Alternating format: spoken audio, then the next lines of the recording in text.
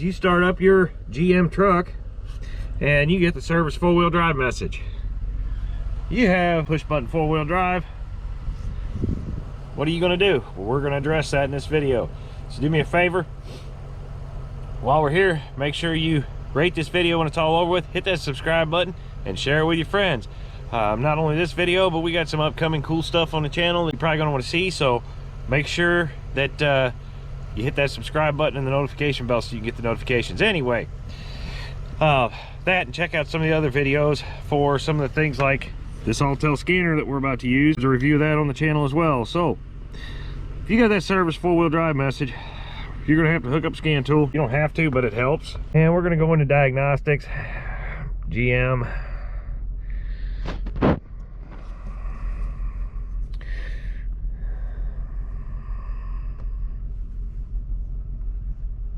Hopefully you can see what it's doing here. It's picking up the VIN number. Okay, it'll decode it. Check out the video on the scan tool if you want to see how all this works. And if you notice, it says automatic transfer case, yes or no. When it says that auto four-wheel drive button, that is an automatic transfer case. So hit yes, and it is 4-button selectable, and this has the Bose stereo in it, so it is an up-level radio. This is the CJ2 dual zone automatic HVAC, under 8600 GVW, rear disc brakes. All right, so we're gonna hit yes. Now I do have the truck running at the moment because the battery was a little bit low and I wanted to make sure that I could get through taking a look at the truck, scanning it. Man, powertrain. Let's just see what trouble codes we have. Transfer case control module, one fault. So I'm gonna go into the transfer case control module, and we have a C0327 code for an encoder circuit malfunction. All right, now we know where our problem should be, roughly. The encoder circuit is built into the transfer case shift motor, which is down on the transfer case. Give me a second and I'll show you. So the encoder circuit, hopefully you can hear me okay, is built into the transfer case shift motor, which is this piece right here. We're under the truck. You can see this is the driver's side of the transfer case. There's your drive shaft coming off. That is the transfer case shift motor. The wiring harness for it is right up there. Now I will double check the wiring harness, but 9 times out of 10, if there's an encoder circuit malfunction, it is internal to this unit. So, as it just so happens, I already have a transfer case shift motor for this, and I'm going to show you how to replace it. Now, I'm going to do my best. Step one, as you can see, you will have to remove the drive shaft. There is no way that you can get that motor out of the transfer case. You can unbolt it, but it will not come out of the transfer case with the drive shaft in place. So that's going to require the removal of the 11mm bolts up here at the front U-joint. So we're going to get those 4 out. Once we have those 4 out, then we can we should be able to slide the drive shaft out. And then I will take you through replacing that shift motor. So give me a minute. Let me grab some tools and I'll be back once and show you how to get the drive shaft out. We're gonna work on getting this drive shaft out. These bolts are 11mm. Generally you can get on them, I get on them with a wrench and use a dead blow hammer. I already broke this one loose as an experiment to see if I could do it with what I have. Like I said, they're 11mm head, I should rephrase. So I got the engine running just to help charge the battery, so I got to be careful. This converter is really hot, but I've just got my Milwaukee little impact with an 11mm swivel, and this seems to be doing the trick. So this is one of the Harbor Freight swivels. I'll put a card up here at the top of the screen. You can check out my initial review on these. Not the world's best set, but for the price, they seem to actually be holding up pretty good. Little 3/8 swivels.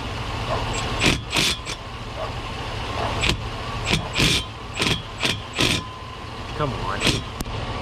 If I get it.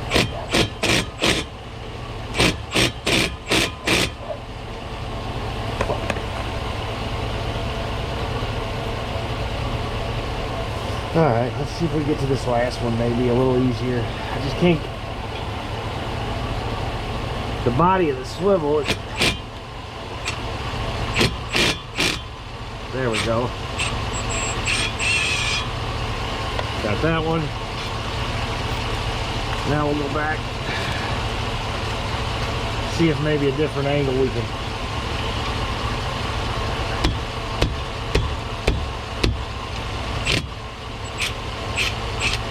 There she goes. A couple little whacks with your hand. There we go. Now we got that out. Gonna need a pry bar. Get in here and pop that U-joint out like that.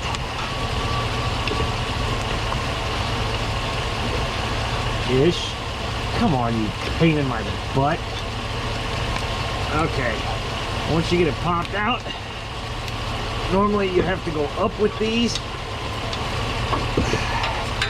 because if you go down you end up hitting the cross member. Oh.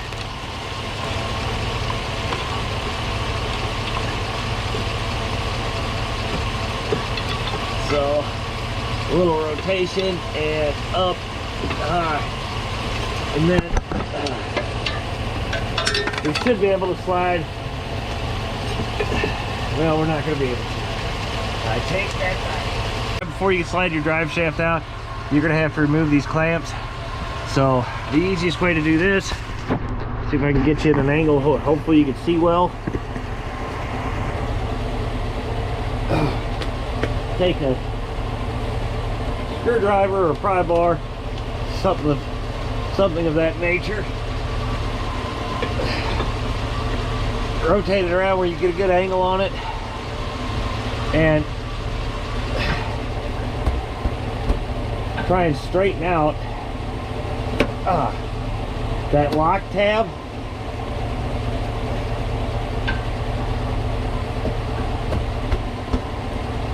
Once you get that lock tab kind of straightened out, you can pop the clamp loose like I just did right there.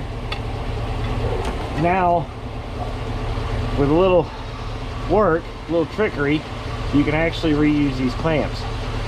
You just have to spread that back out. You can lock them back together and reuse them. So, or you can just use a zip tie, it'll work just as well. Now that we've done that, we can get in here with a pry bar. Don't damage this seal on the front of the transfer case, but it is cold out here, so all this ridiculously stiff right now, including me. So maybe my pocket screwdriver would be a better option. We're gonna try and pop that. There's a groove that it rides in. We need to pop this out of that groove. Maybe. If we're lucky.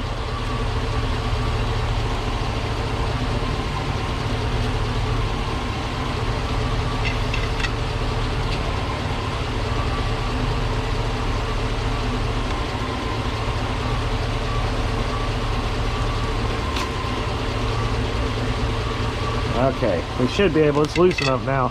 I should be able, without too much trouble, to slide the drive shaft out, hopefully.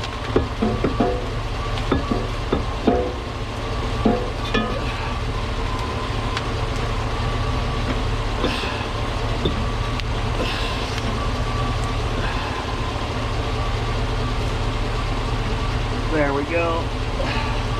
Now that I'm holding some tension, pulling toward the front of the vehicle on the drive shaft, you can see that that boot is being a little more cooperative about sliding out of the groove that it rides in. Come on.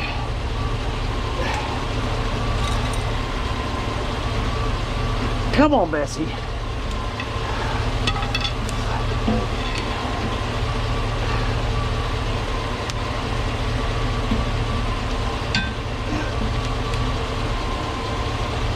There we go.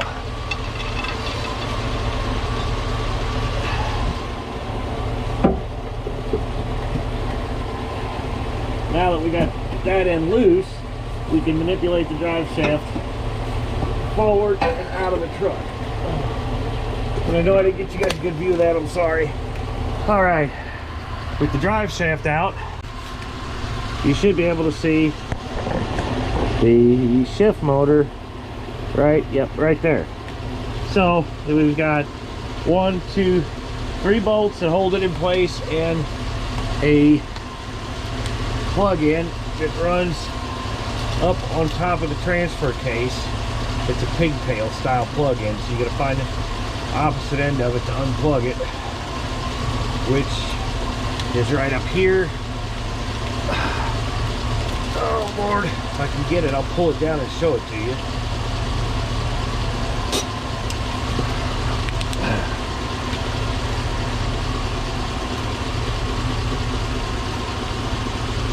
There's a bracket up there that they've got it hooked in. There's the plug-in. Right below the plug-in, you can see the metal bracket. So I got to pop that out of that metal bracket, and then it'll make it a lot easier to get where I can unplug it. But it's got that little gray safety clip that you need to slide toward the rear, and then you can unplug it. So let me get that taken care of here, and I'll try and get you in a spot where you can kind of see what I'm doing. I'll try and get the light in a spot where it helps. Every place that's a good spot for the light is where I need to put my dadgum hand, which is not helping.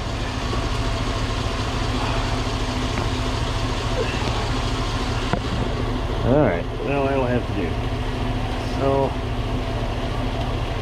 there. Alright, so that's the plug-in. You slide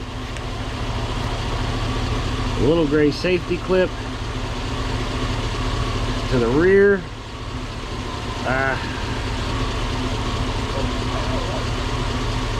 Like that. A little too far. Basically like that. And then push down on the button. And wiggle and wiggle and curse. Sometimes you need to slide a pick or a pocket screwdriver in the back side because you just can't push the button far enough. Although, well, that one didn't release all the way.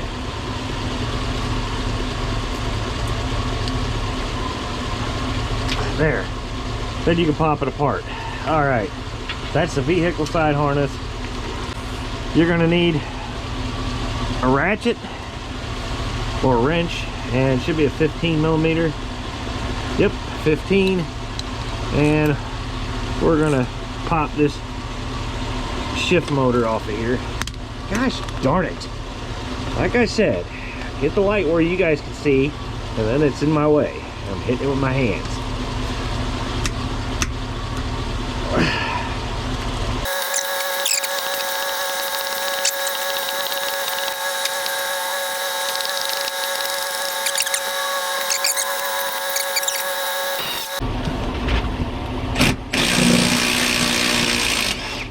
I will say this, I should have done that the first time. That Milwaukee Fuel is a badass little gun. I have had 2 Porter cables, and I guarantee you neither one of them would have pulled that off.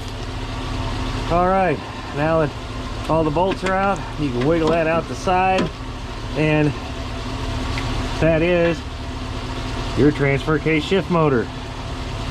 So, all right, now that we got that off, I'll go get the new one and we'll put it on. All right guys, as you can see, that's the old one. This is the new one. Dorman part number 600910. Make sure that you remove that gasket from your old one. You're going to want to put it on the new one before it goes in. So you can pull this off. That way that clocks. You can see there's a flange here, and if we lay them both up next to each other, they're both clocked the same. Try and get you close enough where you can see that different spline.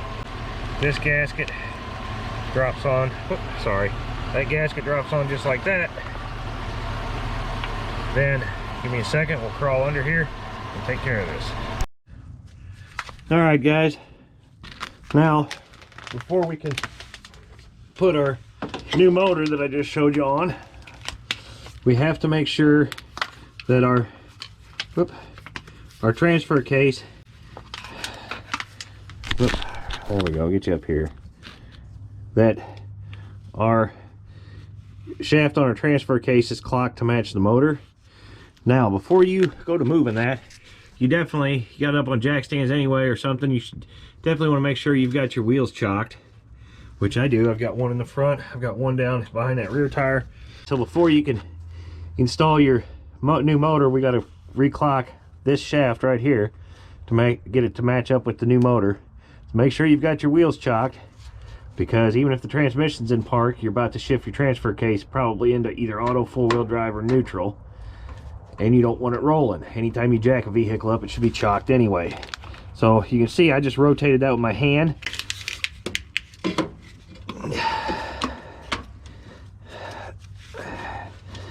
I'm trying to keep my arms out of you guys' way so you can see what I'm doing here.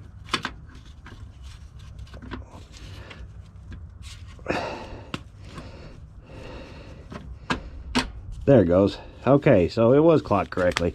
It just drops right in, and then we can start our bolts.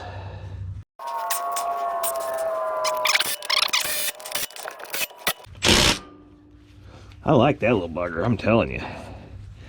All right, so we've got all those down, run down.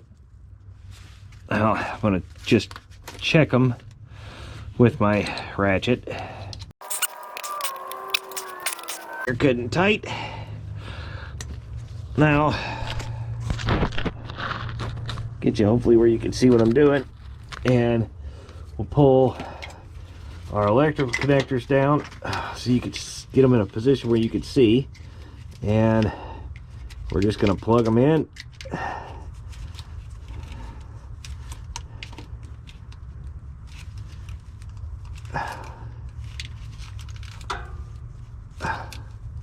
Make sure they're locked together, which they are, and then slide our safety lock back down,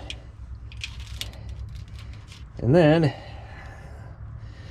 we got to get our plastic piece from the last one out of the flipping bracket because it didn't come off with the deal. Let me go get a pair of needle nose. I'll be right back. Oh, fuck.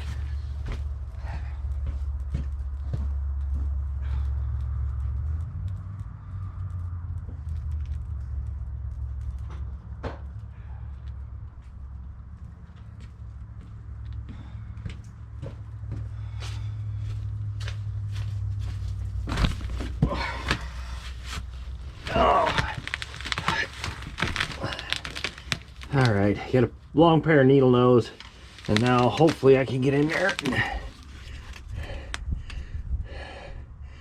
pop that out of that bracket.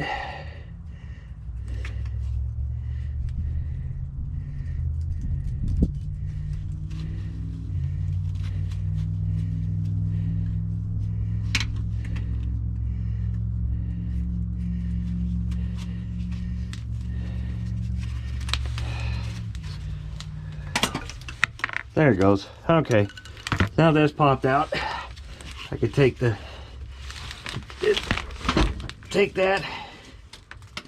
and plug it in. All right, once I have that plugged in, I can roll around here some more. Oh, I'm trying to get you guys back where you can see what I'm doing here. Maybe somewhere in there ish.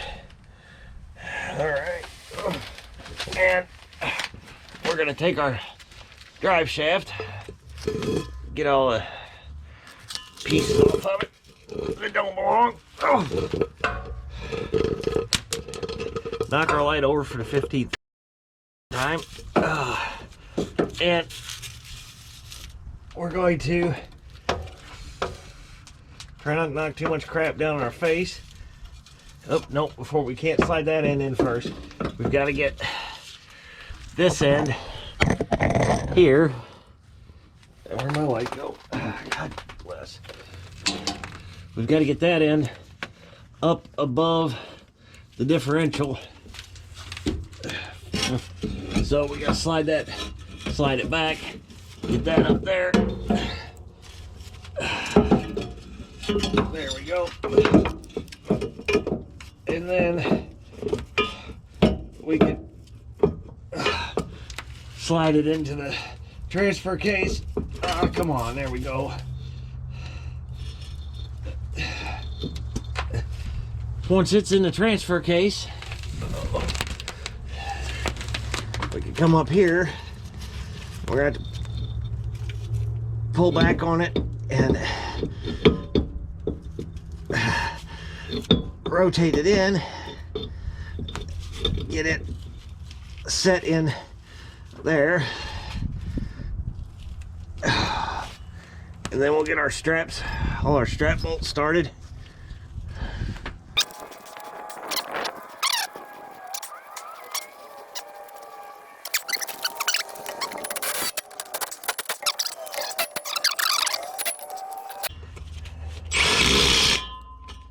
Now you want to make sure when you're doing that your U-joint is seated all the way in the bottom like it's supposed to be.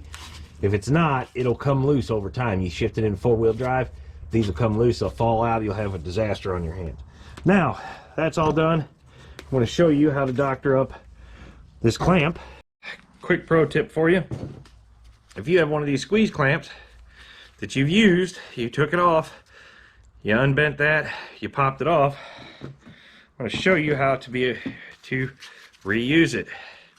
Take a pair of pliers. Needle nose tend to work pretty well. Get in there. Actually, sometimes a pair of side cutters. These are side cutters, but these will also work for tightening these clamps down. Get in there, and if you can see this, I'm spreading that side of that clamp back out. I don't want to cut it, I just want to spread it back open again. And do the same thing on the other side. Get that in there at an angle, push. That's going to spread that back open. Once you've got it spread open about like that, you can grab it with your needle nose and you can bend it back where you need it to go so you can actually use it. This way you can make your full circle with it again. And once you get it back on where you want it, you line those three holes right there up, push that tab through, and you'll just bend that tab back down. Then you could take your side cutters and clamp it back down again. So, and this one could probably stand to be straightened out a little more. If that's the case, just get in there with your needle nose, or any pair of pliers at this point will work. Needle nose seem to work the best. Just get in there and squeeze down on it, and that'll open that up a little more.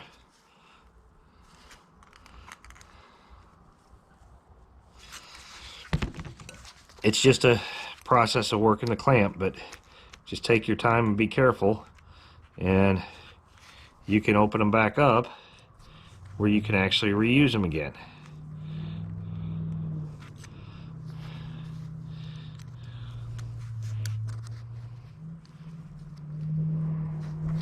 Sometimes you can hold it with these, and that gives you almost like an anvil to bend on, and then you can tweak that back up and out. But now you've opened that clamp back up so it's reusable. Now I'll show you how to put this back. I was right up in the screen. Hopefully you saw all that. Now I'll show you how to put it back on. Okay guys, so ideally I should have put this clamp back over here before I put the drive shaft in. And I was more worried about trying to record and had a mental malfunction and didn't do it. So with the clamp open, I just showed you guys how to open these clamps back up. Now you can slide the clamp, get it in the groove, which this is what makes it a little more difficult now that it's already on here. But get in the groove, slide that clamp together, and I know my hands are right in your way. I apologize. Alright, once you get it in the groove, take a pair of needle nose pliers and we'll rotate it around. That locking tab, you just need to bend that locking tab back over to hold that clamp in place. This can be easier said than done, I know. Once you've bent that locking tab back over, you can use a pair of side cutters if you don't have a clamp tool for this. And you just want to grab it and squeeze, and as you squeeze down, that'll tighten that clamp up. Now the clamp's tightened up, you're able to reuse it, you're all set, just like that. Now that we've got that installed, we've come back up top. I've hooked the scan tool up. I'm going through, I'm scanning all the systems for codes. Got a couple in the rear HVAC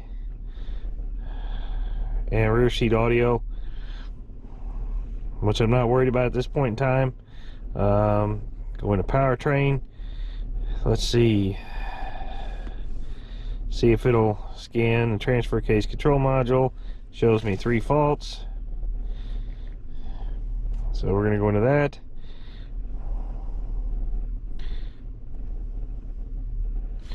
We're going to hit escape. We're going to hit clear codes. The encoder gear position currently is showing neutral, which corresponds with the switch. So I'm going to, there we go. I put the truck in neutral. It shifts into 2 high. The light now comes on.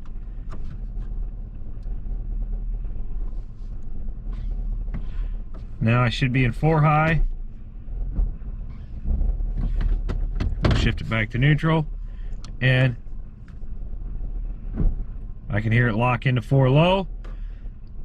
And then if I hit that button, that takes us to auto 4-wheel drive. And we'll go back to 2 high. Oh, there we go. Because I don't need it 4-wheel drive. Now, cleared all the codes out, and now it shows encoder gear position 2-wheel drive. We're gonna go back. We've got it to shift. So we're going to go to trouble codes. I just want to double check, make sure we don't have any. Nope, we don't have any more. Pass no fault. So, guys, if you get that service 4-wheel drive message, make sure you scan the codes first. If you get an encoder circuit malfunction, as long as it's not in the wiring, 9 times out of 10, encoder codes are going to be in that shift module for the transfer case. So, that's the case. You just saw how to replace it. It's not a big deal. You don't have to have an impact, or you will have to have swivel sockets or an 11mm wrench to get those front drive shaft bolts out, because they are in there. It's a tight spot. 3/8 ratchet won't work. A small head quarter drive might, or a long enough extension. You can figure it out if you need to. Anyway, thanks for watching. Please hit that thumbs up button, share this video. Stay tuned to the channel, because I got some cool stuff coming up for you. I've got 2 crates sitting on the back of my flatbed right now that are going to be another series of videos when I tear into them.